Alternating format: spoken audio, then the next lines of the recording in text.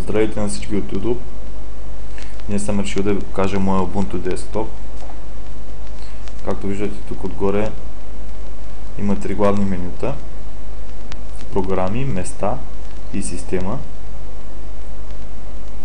На програми са разделени различните програмни подкатегории: графика, звук и видео, игри, интернет, офис и така нататък. Тук отдолу от управление на софтуер може да си инсталирате най-различни програми, които също са толкова лесни и достъпни. Пак отново разделение на различни подкатегории. Просто намирате дадената програма,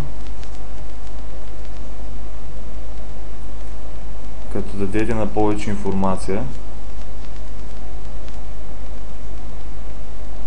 Тук ви се дава допълнителна информация за програмата и ако искате да инсталирате, просто кликвате тук на инсталиране, въвеждате си администраторската парола и програмата се инсталира. Има много богат избор на програми, които напълно заместват Windows-ките, но ако ви трябва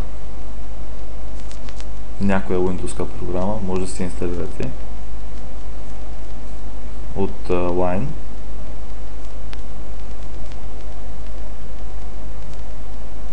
Аз лично съм качил Steam, но има повечето програми тръгват. Обикновено повечето програми няма проблем с тях. Разбира се, има някои затруднения с някои програми, но няма как.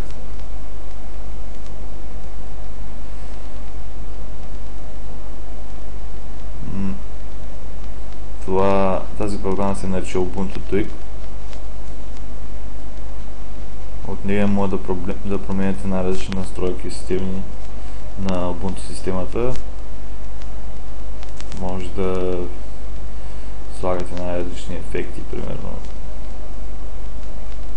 поклащащите се прозорци и т.н.